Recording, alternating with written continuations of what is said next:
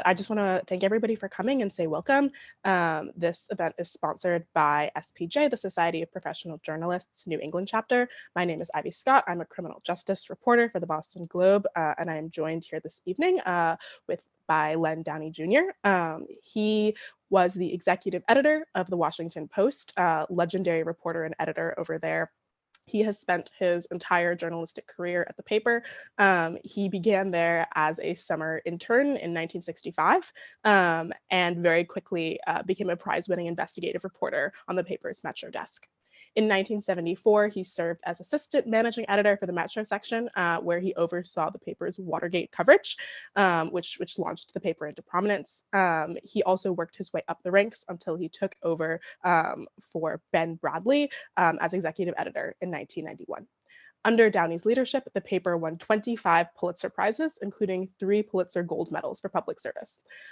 So he is here tonight to talk to us about his memoir, which is entitled All About the Story, News, Power, Politics, and the Washington Post. Len, thank you so much for joining us. My pleasure. Thank you.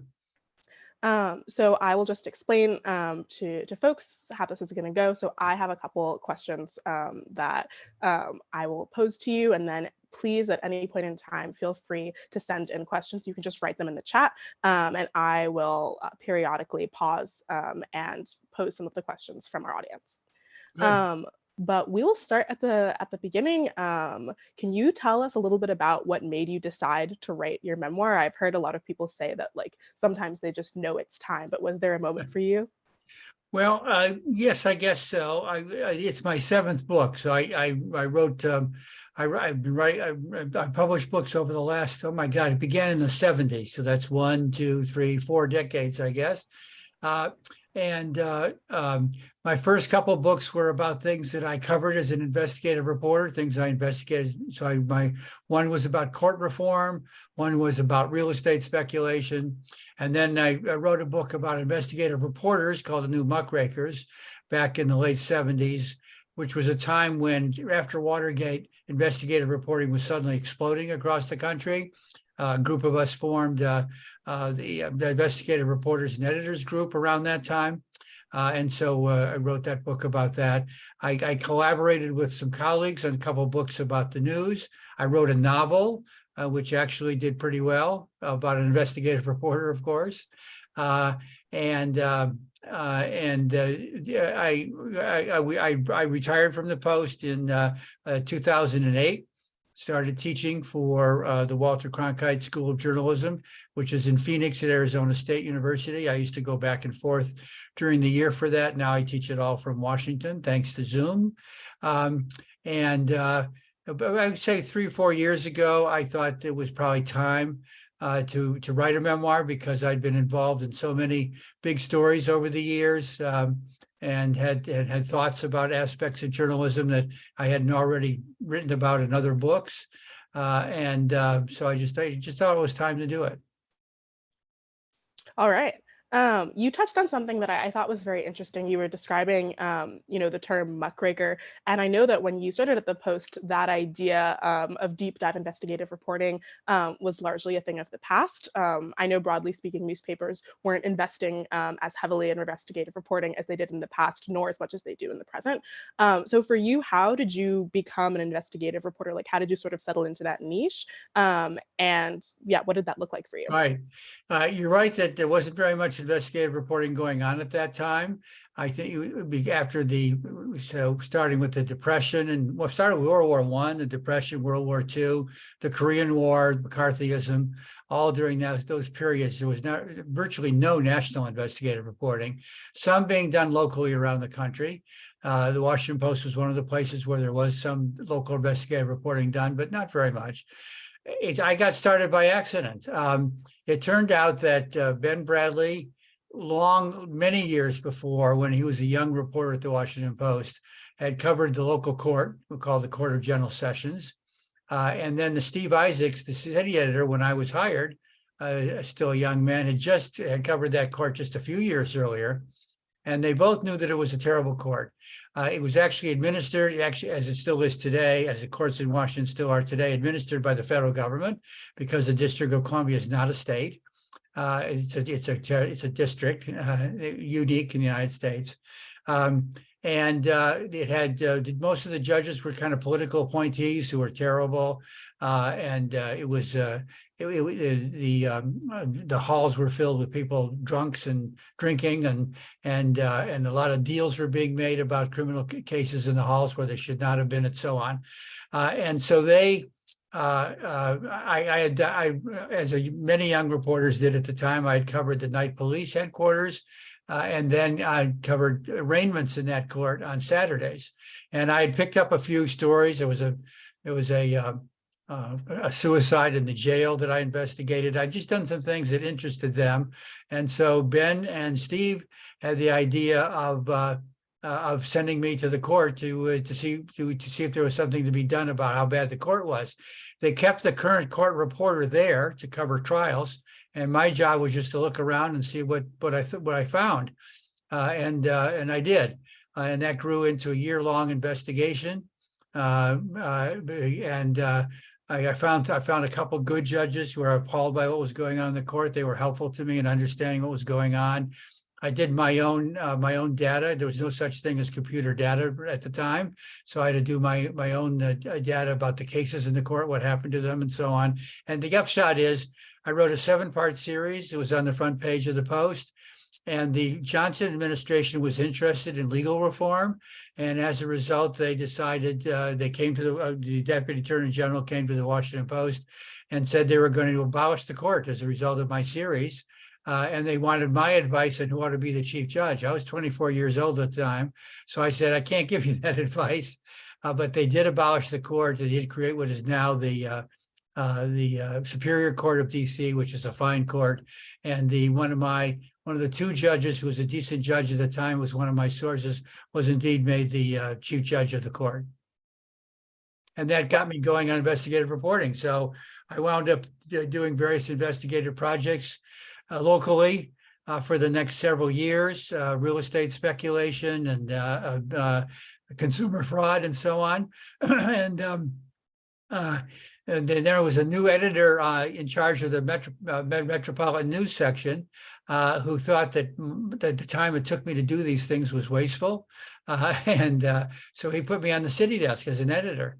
Which I didn't want to do right away. I wanted to stay investigative reporter, but as a result, I found that I liked editing, and that editing I thought actually improved me as a writer, because I was editing reporters who were better writers than I was. I learned from editing them, and then got a fellowship that took me across the United States and abroad for a year, and that year ended in June of 1972, when the Watergate break-in occurred.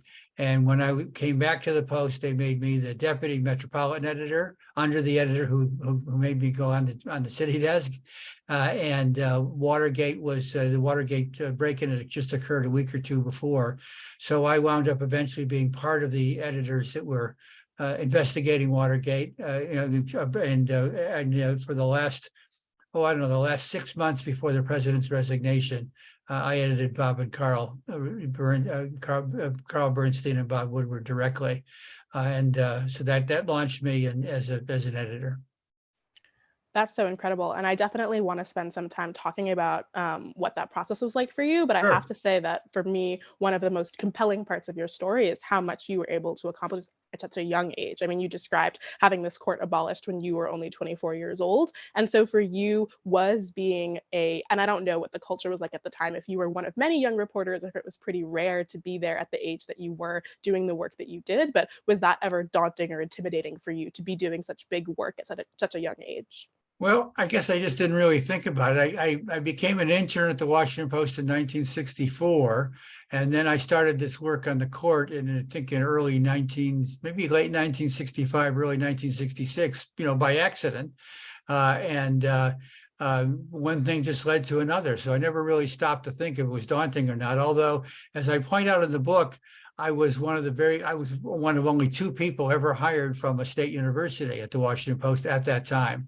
It was dominated by Ivy Leaguers. And so my nickname in the newsroom from my colleagues was Land Grant Len, which didn't bother me. I thought that was kind of fun. And so I never, one thing just led to another. So I never did feel daunted about anything. That is inspiring, honestly. Gives me a lot of confidence.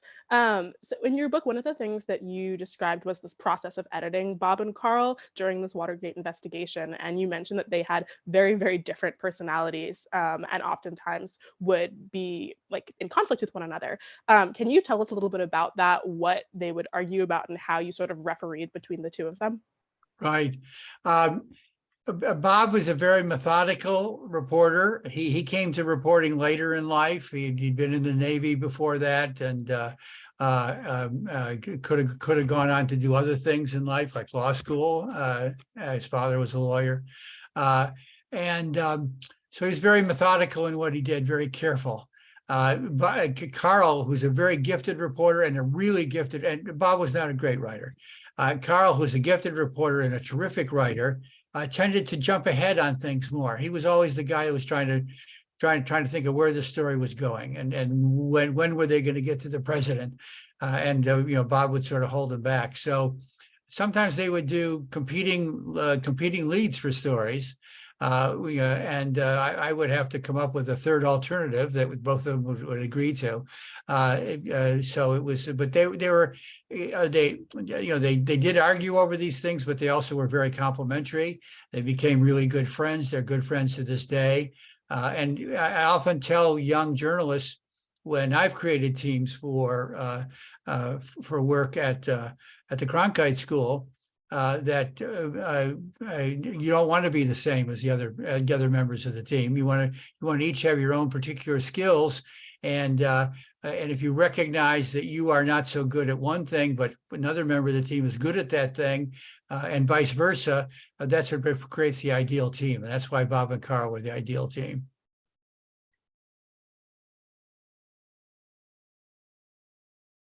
Oh, sorry, my mute button just stuck. Something else I wanted to ask about the Watergate investigation is this idea of relying heavily on unnamed sources, most famously Deep Throat. Can you just tell us a little bit about whether or not, like what the policy was at that time? Did they disclose to you while they were working on it who Deep Throat was and while you were editing? And also, has the Post's policy on using unnamed and quote unquote secret sources changed over time and during the time that you were there? Right. I call them confidential sources because it's an agreement between the reporter and the source to keep their identity confidential. And the policy then and the policy now at the Post was you use this only when you have to, only when it's really important to get the information and the source does not want to be identified because they may lose their jobs. I mean, a number of Bob and Carl sources where people would have lost their jobs. They worked for the government, they worked in the White House, they worked for the committee to re-elect President Nixon, and they would have lost their jobs if they were identified by Bob and Carl. So our policy then was, you can make it a confidential source agreement with your editor's approval. We gave them sort of blanket approval in that case. And your editors had to know who your sources were, who your confidential sources were. And so when they conducted an interview, they had to write out a memo about everything in the interview, and they had to put the name of the confidential source at the top. So I and a few other editors knew the names of all of their confidential sources, except for Deep Throat. I'm talking about dozens of sources.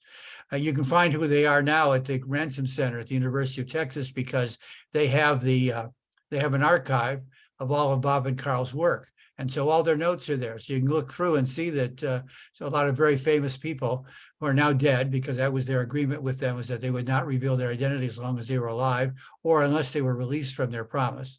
And so you'll see who a lot of these sources were there. The one source and we always had to have two sources for any facts in the story. Two sources with independent knowledge of what was going on, no matter how high they were in the administration. Alexander Haig, who was chief of staff to Richard Nixon approaching the resignation, was one of Bob and Carl's sources, and we would not even publish anything on his say-so. It would have to be corroborated by at least one other source. And those rules continue today. But Deep Throat was different because Bob had his own particular relationship with him. And so the decision about that was he could keep him because Deep Throat insisted that he not be, even identified to Bob's editors. And we never published anything. It was only one thing, it's in the book. My book. There's only one thing we ever published only from Deep Throat, and it was not a key piece of information. It just was kind of color how helpful. Even Ben didn't know who Deep Throat's identity was until after Nixon's resignation. Mrs. Graham did not know. I did not know. Harry Rosenfeld, the Metro editor, did not know. So it went on for many years of speculation, long after Nixon's resignation, speculation about who Deep Throat might be.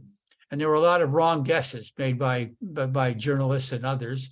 Alexander Haig was one of those wrong guesses, for instance, while he was still alive, and people thought he might have been Deep Throat. And so I decided that I should guess because I was in an advantageous position. I knew who all their sources were who were not Deep Throat. So I ought to be able to narrow it down and guess who it might be. So my first guess was Elliot Richardson, who's I think the Deputy Attorney General was fired in the Saturday Night Massacre, and he would have had access to the information that was passed along to Bob. And he was not one of the named sources on their memos, on their confidential source memos. So Bob waited until Elliot Richardson died, and he told me, sorry, Len, it's not Elliot Richardson.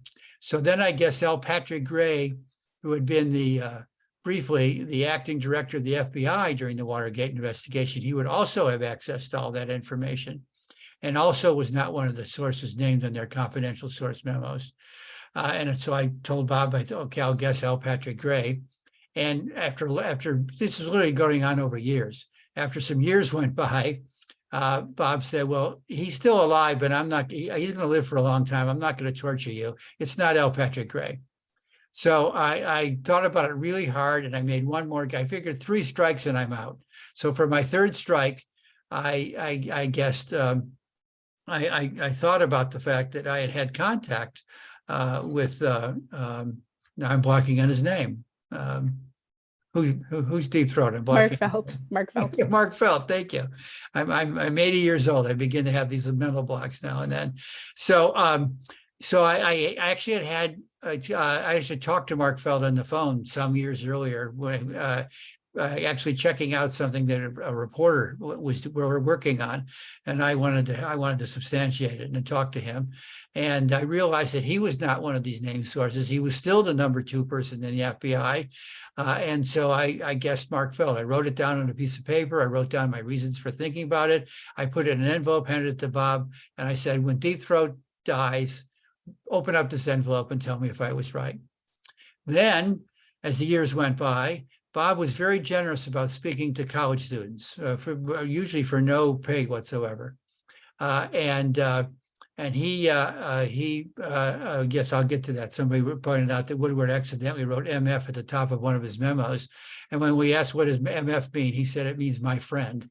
And I was too stupid, did not figure out that would probably be Mark Felt. He began telling college students that Deep Throat, they may know who Deep Throat is soon because he's ill. He's very ill, and we don't know how long he's going to live.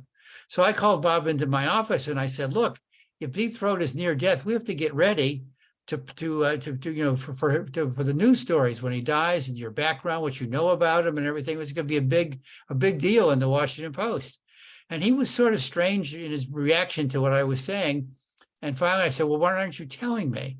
And he said, well, I've written a book about my relationship with him. I'd like to release that when he dies. I said, well, that's great, Bob. I think that I'm glad you wrote a book about it. You've written a lot of books. That'd be a terrific book. But I want everything that's in that book that I think is germane for the Washington Post readers in the Washington Post the day after he dies, along with the news story about it, et cetera.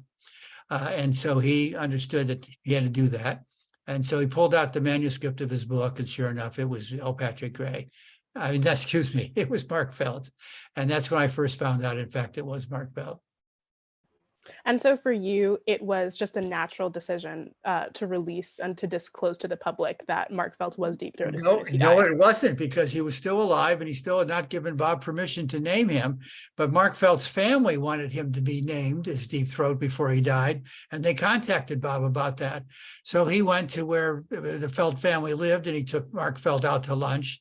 And it was clear his dementia was quite advanced, and he barely knew who Bob was, some friend maybe he recalled from the past. And he was in no position to give Bob permission to break his confidential agreement. So we decided we're not going to break it. But then the family went to Vanity Fair and got an article in Vanity Fair naming him as Deep Throat. And when that came out, actually it was online first before the magazine came out. And I told Bob, we just have to go ahead and do it, even though he's not giving you permission. It's over now. The family's made it public, and we have to go ahead and do everything, which we did. Got it. Yeah, no, it's sort of like a tricky ethical dilemma, but that Yeah, makes a lot of sense.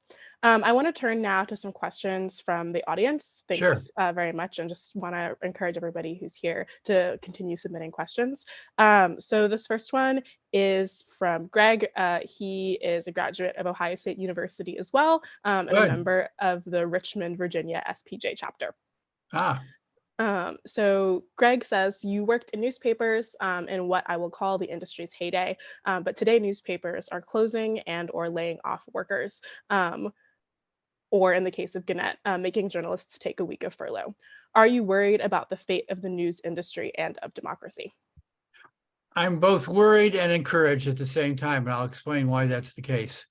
Yes, those newspapers that are still for-profit newspapers owned by large chains that have drastically cut back on those newspapers' resources and on their staffs are in trouble. Also, some newspapers, they've also closed some of their newspapers that they don't think are profitable enough. Some families that own newspapers have had to close them because they weren't profitable enough. And so in that way, I'm very worried about the future of newspapers. However, there's some other things going on at the same time. In a few cases, including the Washington Post, the Boston Globe, where Ivy works, the Star Tribune in Minneapolis are owned by billionaires. And billionaires who, so far at least, have decided that in the public interest, they're going to own these newspapers, they're going to keep them going, and they're going to keep hands off their news coverage. And that's encouraging. I hope it goes on for a long time. Jeff Bezos is the billionaire that bought the Washington Post, for example, and he has kept complete hands off the newsroom while investing lots and lots of money in new technology and digital publications and things like that have been very good for the newspaper.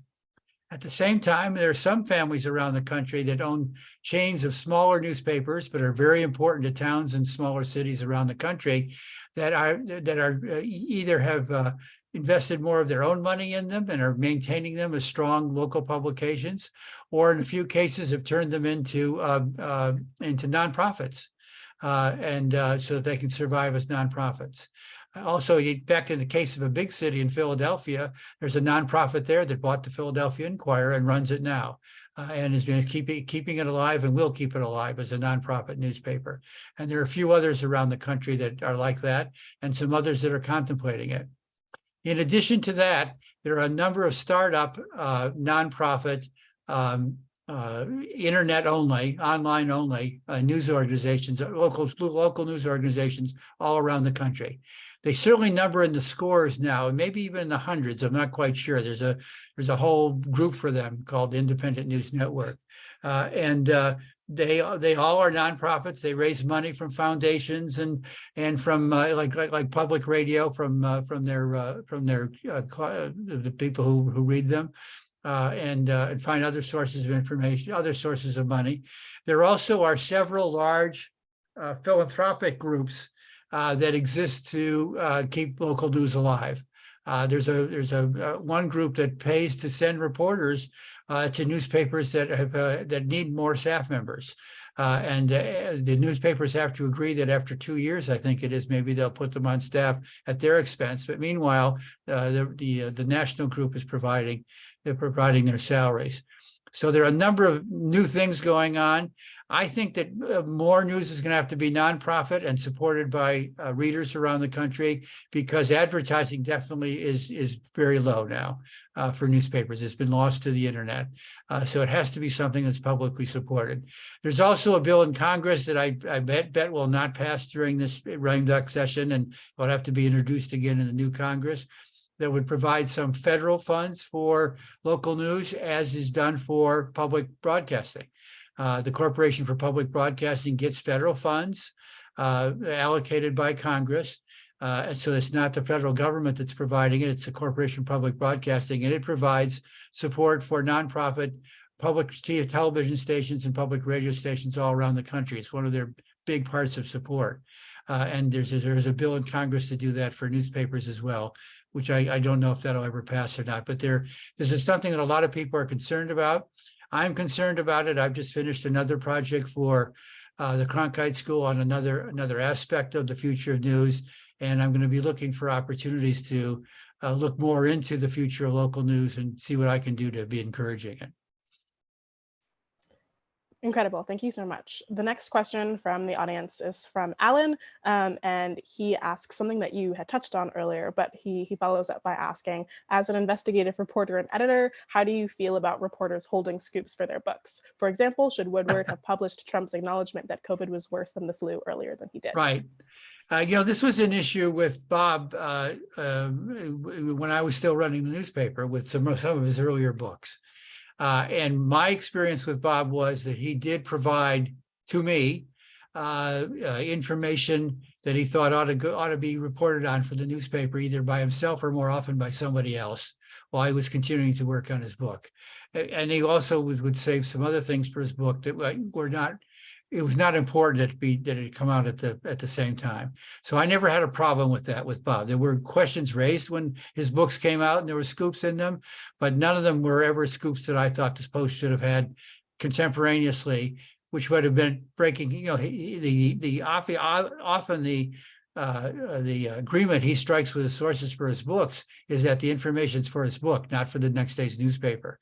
And so in those few occasions where he thought it was important to get next day's newspaper, he had to go back to his sources. And sometimes I went with them in order to get them to agree to allow this particular thing to be published now, as opposed to waiting for his book. So while I was working with him, I never had a problem with him.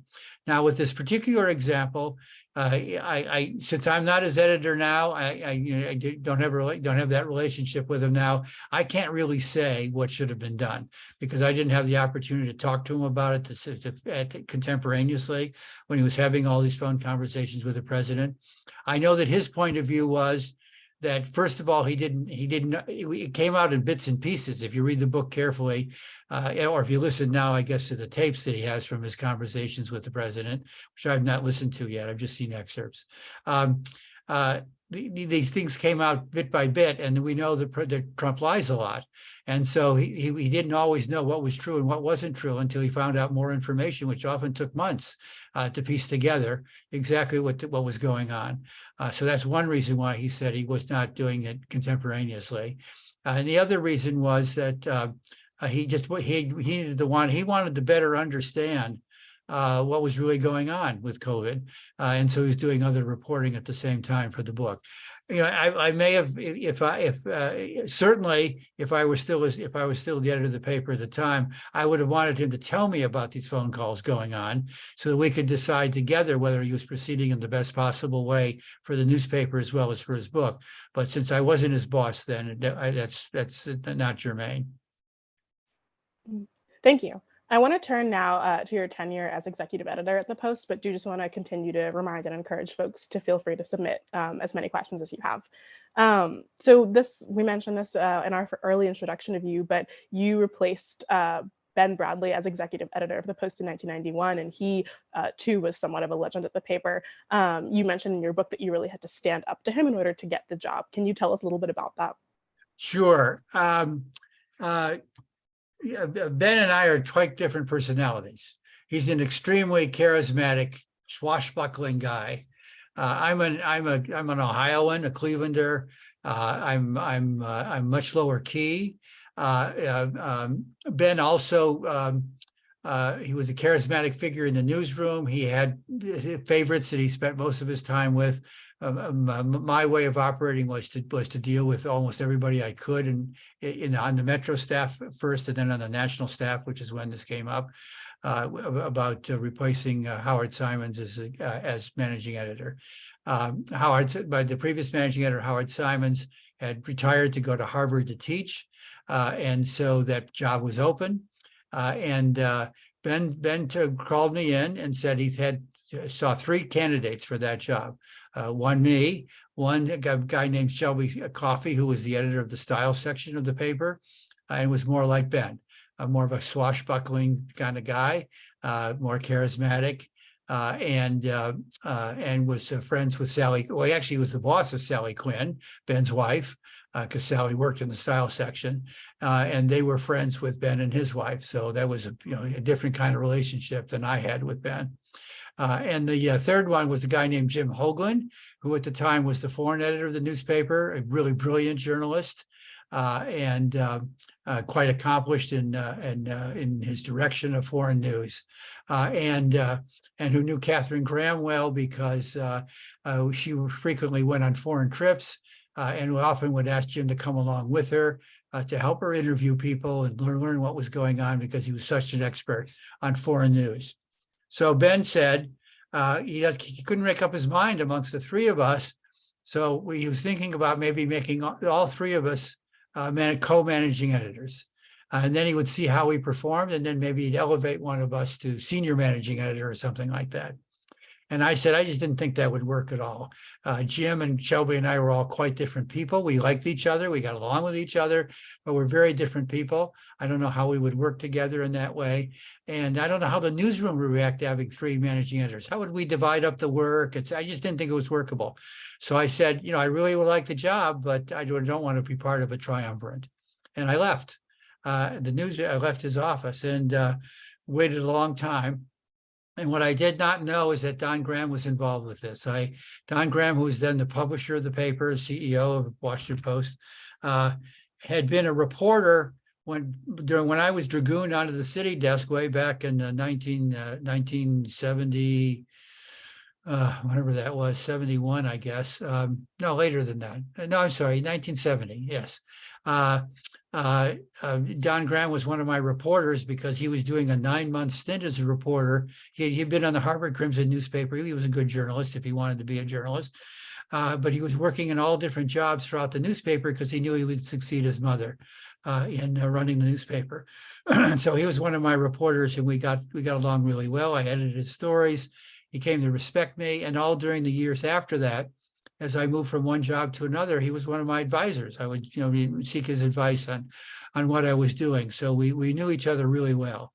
He was doing his own exploration of who ought to succeed Howard Simons and therefore be the likely successor to Ben.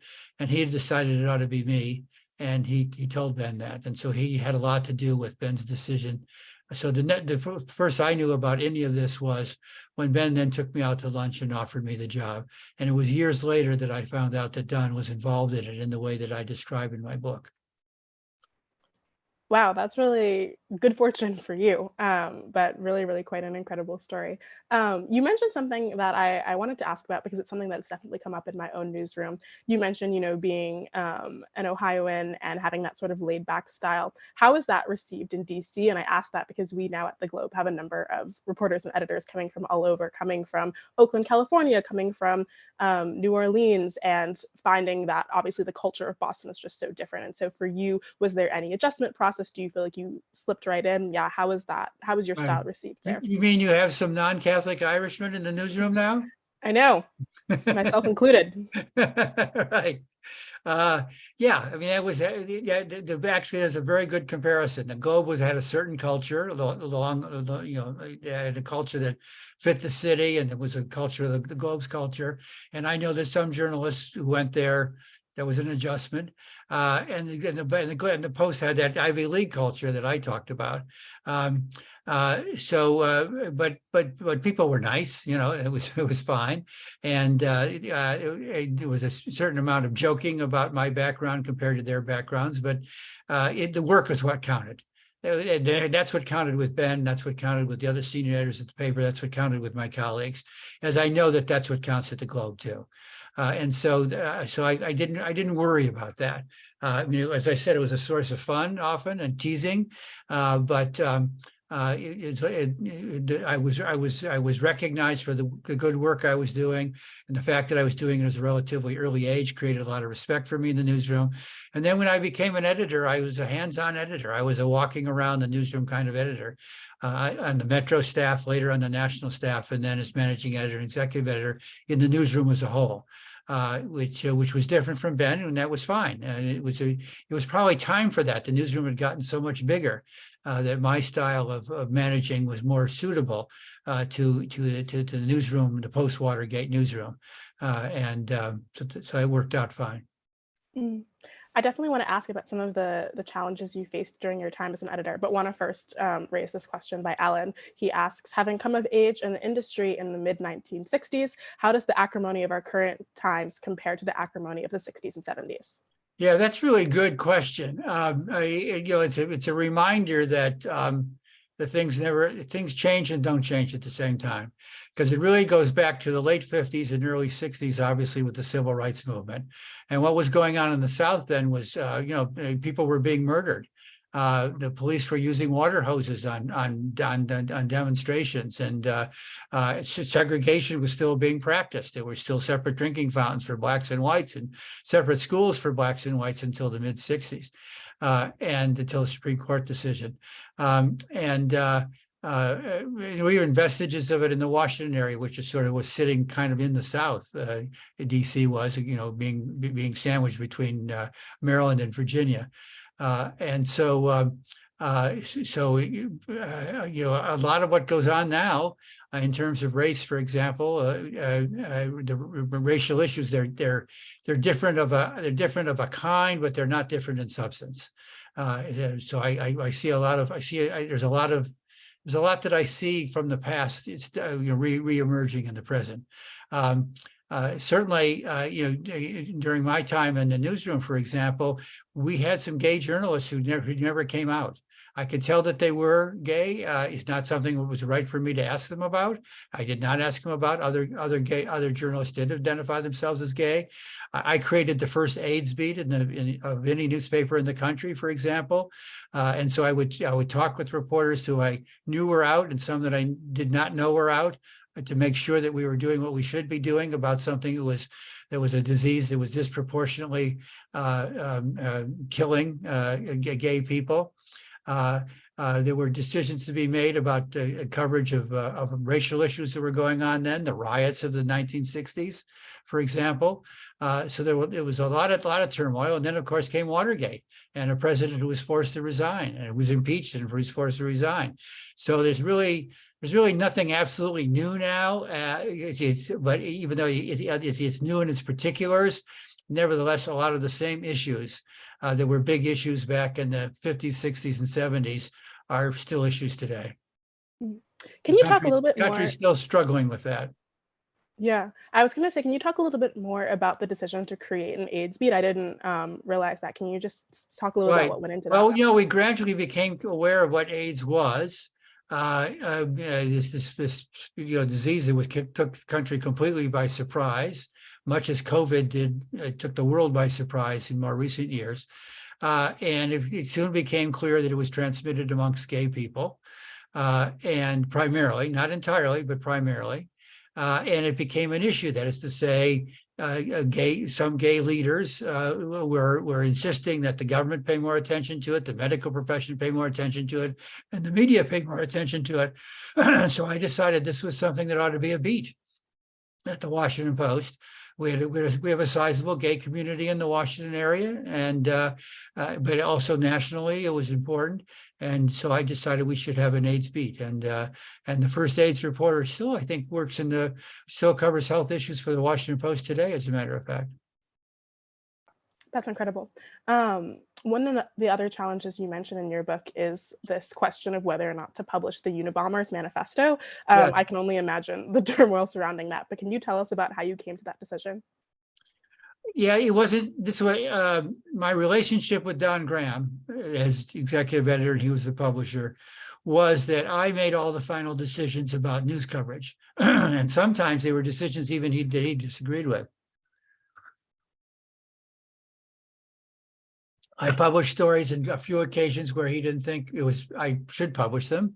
And in other occasions where there are difficult decisions to make, like some national security decisions, he would give me his thoughts, but would make clear to me that it was my decision. When the President of the United States called the two of us into the White House to argue that I shouldn't publish a certain story about national security, about the CIA secret prisons abroad, Don made clear to the president that was my decision, not his.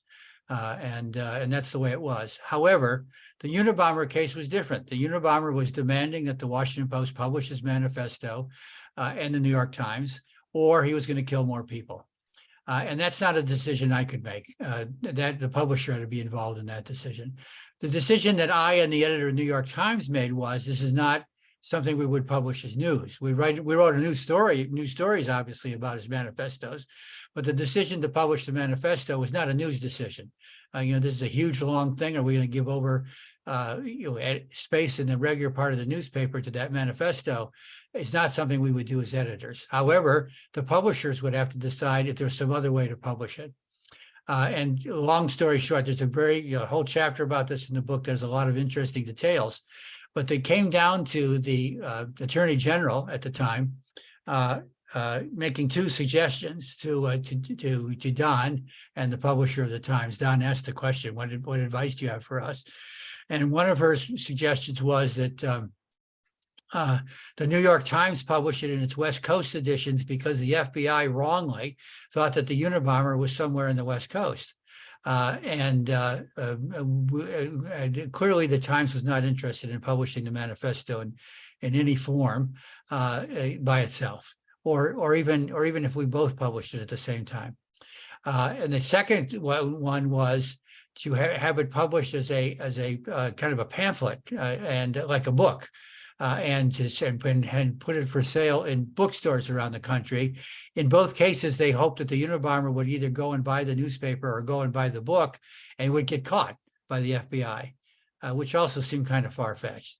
But Don wasn't interested in the book part of it, because I think this was partly a jab at me. He said, I know these authors. He said these authors are always complaining about, that the book isn't being published the way it should be. It's not in enough stores. I don't want to get involved in being the publisher of the Unabomber, of a Unabomber book. So we adjourned to a coffee shop. The editor and the publisher of the Times, and Don and me, and Bo Jones, who was was then, I think Don was CEO by then, and Bo Jones was publisher.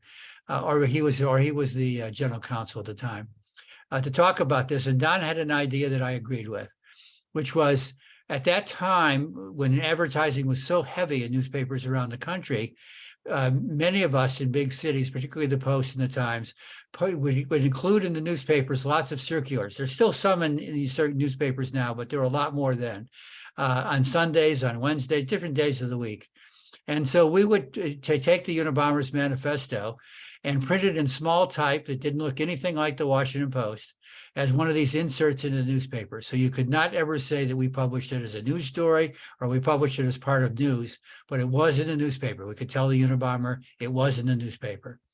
And the Times agreed that if we did that, they would pay for half of it.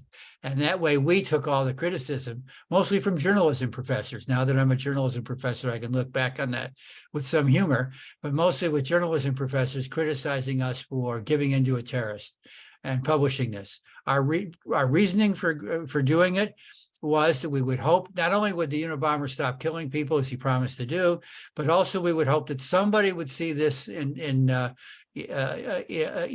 newspaper or online, because we also put it online, as not part of the newspaper, but as something else. It would see it and would say, wait a minute, I know who this guy is, and would turn him in. And so we did do that. And then as time went by, as we recount in the book, and as everybody knows now, the brother of the Unabomber, Ted Kaczynski, was the Unabomber. His brother and his brother's wife recognized his writings in the manifesto as being similar to writings he had done in letters to them before he stopped writing to them, and with great reluctance because of their fear about what impact this would have on their mother.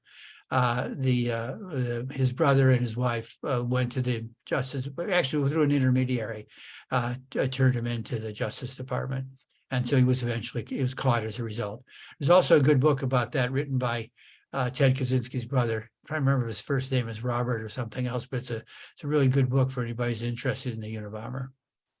Wow. Yeah, that has to, I mean, I can't even imagine what that must have felt like with respect to the stakes. But I want to turn as well, you had touched on this in the beginning, about this decision that you made to publish a story by Dana Priest about the CIA secret prisons in Eastern European countries. And I know you said that, unlike the Unabomber, this was a decision that you made exclusively. Right. So can you tell us a little bit about that? Sure. After 9/11, the CIA, the president secretly authorized the CIA to conduct an international war on terrorism, to find terrorists and question them, bring them into the American justice system eventually, but mostly to question them to try and find out if there are going to be any more attacks, who was their boss. This is before we knew for sure, and so on. Dana Priest was a remarkable reporter. I think alongside Bob Woodward, one of the best reporters I ever knew. Had done a great job of covering the Pentagon and covering special forces. I assigned her after 9/11 to cover the intelligence community. And she was the first reporter to, along with some colleagues at the Post, to write about the fact that there was this, I think Woodward first revealed there was this secret CIA charter to round up terrorists. But she was the first, one of the first reporters to describe how this was being done. They were being scooped up around the world and put on secret airplanes, airplane flights, taken to some countries where they could be questioned under torture without any problems for the United States, and also taken to secret prisons that were being operated by the CIA in certain Eastern European countries, where they were questioned, and we later learned some of them were tortured in that questioning. So she gradually put this story together. This was not a leak. She had to piece this together from many, many sources in the intelligence community, getting little tidbits from one person, more tidbits from another, et cetera, till she finally put it all together. And was consulting with me all along with her assignment editor, as she was working on this. Along the way, she did find out some things also about other aspects of the war on terror, including ways in which money was being monitored that was going to terrorists. That we right away decided we're not going to publish that because that did not raise any questions about the extra legal way in which these suspects were being treated in the CIA secret prisons, which did raise questions about that. I thought that American people needed to know their government was doing this.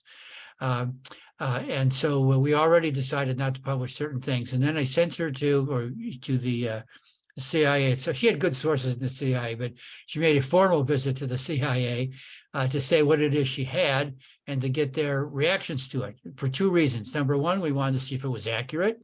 And number two, we wanted to see if they had any national security concerns about what we would publish. And they did raise concerns about what we would publish. In fact, they didn't want us to publish the story at all. We were invited over to CIA headquarters. This is all detailed in a chapter in the book.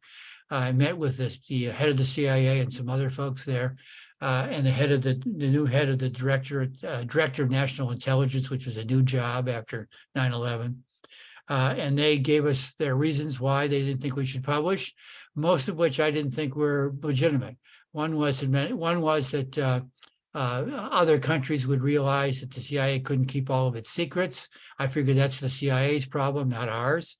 Another was that the then director of the CIA, who wasn't very popular in the CIA, would look bad to the agency that we had gotten this story and published it. I thought that was his problem, not mine. And indeed, he was replaced not long after that.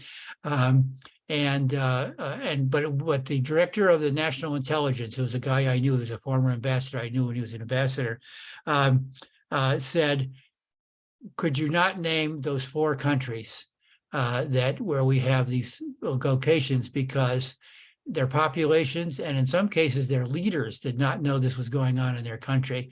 Governments might fall, and all the rest of the cooperation that you've already agreed not to publish because you don't see a reason to do so would probably be stopped if you named those countries. And so I paid attention to that. Went back and talked more with Dana about that. Dana did a draft story for me that obviously named the countries because she wanted to name the countries. A good reporter would want to push the envelope. That was good. And then Don was invited to the White House just a couple of days later, and he said, well, I'm not just going to come by myself. Len Downie makes these decisions. I'm going to bring him, and I'll bring Bo Jones, our publisher. And so we went to the White House early in the morning, 8:30 one morning, into the Oval Office. The president was there. The vice president, Cheney, was there.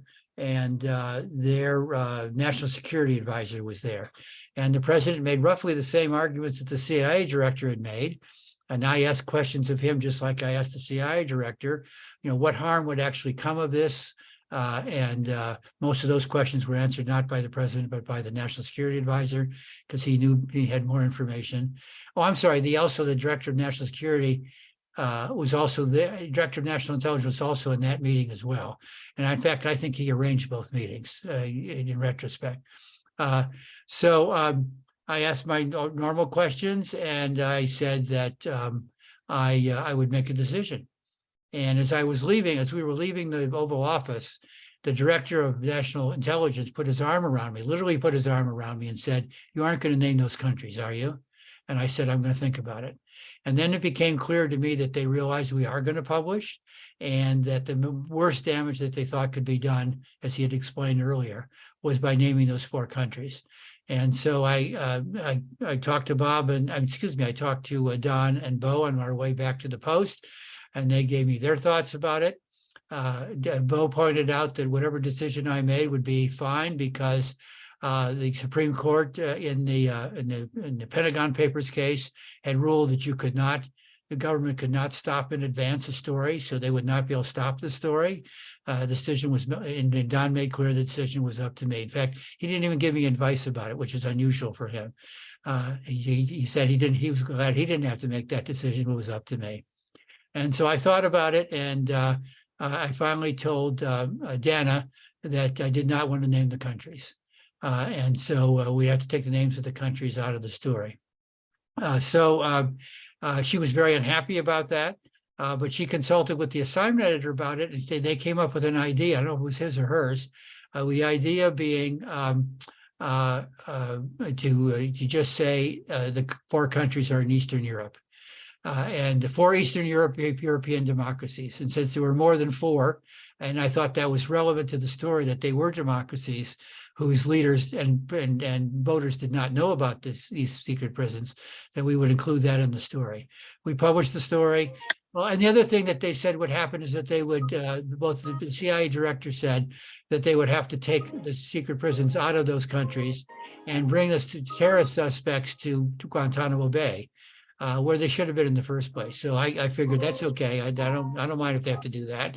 And that's exactly what happened. They were shut down almost immediately after we published. Initially, the Senate Intelligence Committee was going to conduct an investigation of us for publishing this story. Somebody's got something on in the background there. They just took it off. That they were going to investigate us. That was short-lived. And instead, there was a year-long investigation of the secret prisons by the Senate Intelligence Committee, which confirmed everything in our story and added that there was torture in those secret prisons. So our story caused all that to be revealed, and I was pleased with that. Yeah, I can imagine. I want to close but with a question from the audience, this one from Alan. But first, want to say thank you so much for joining us. Thank you so much to our audience. And we really just appreciate you spending the time with us. But this feels very timely in our contemporary moment, a question about Twitter. How would you advise reporters today to manage Twitter, both in terms of their own profiles and the role of Twitter as a news source? Right. This is actually something I've been studying along with a colleague for a project we're doing on how newsrooms ought to handle things like Twitter in the future. Essentially the death of what's called objectivity. I won't go into detail about that, but we don't think that objectivity is the right standard anymore for newsrooms, because it essentially was a vestige of white male domination of news organizations in the past, and doesn't take into consideration the diversity of society or the diversity of newsrooms. And it's rather hard to decide exactly what objectivity is anyway. But anyway, we're going to have a report that'll come out about that. It'll be circulated in news media around the country, so people on this call will see it as well as other news media. But we did talk about social media. Initially news organizations wanted all their reporters on social media because it would promote news stories and promote the newspapers and promote the news media and radio and television as well. Then as reporters began to, in some cases, insert what looked like their opinions, they wanted to clamp down on that, because you should not be expressing personal opinions as you cover the news. That's what that whole objectivity argument was about. So I think that each news organization needs to decide what it wants to be. Does it want to be some news organizations that have been started with purposeful goals in mind? The 19th, which is a great news organization, which is news for and about women, definitely has a point of view about how women are treated, about abortion and things like that. And therefore its stories certainly have that point of view. And therefore, although their stories are excellent, but you can tell what their audience is intended for. And so what they might want their reporters to do on news media, on social media, would be different than, say, what the New York Times would want their reporters to do.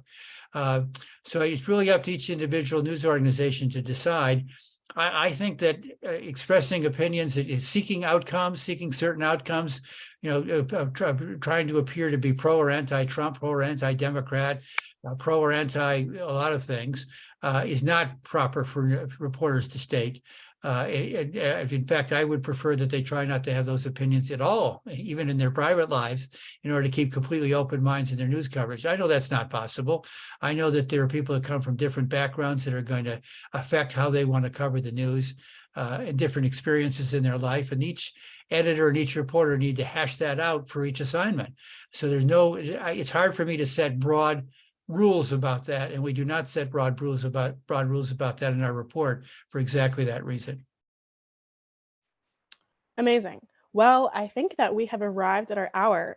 So I just want to take the opportunity to thank the audience again. Thank you for your incredible questions. And thank you, Len, for joining us and for giving us this hour to hear more about your book. Thank you very much. And thank you, Adam, for setting this up. Bye. Take care, everybody. Have a good night.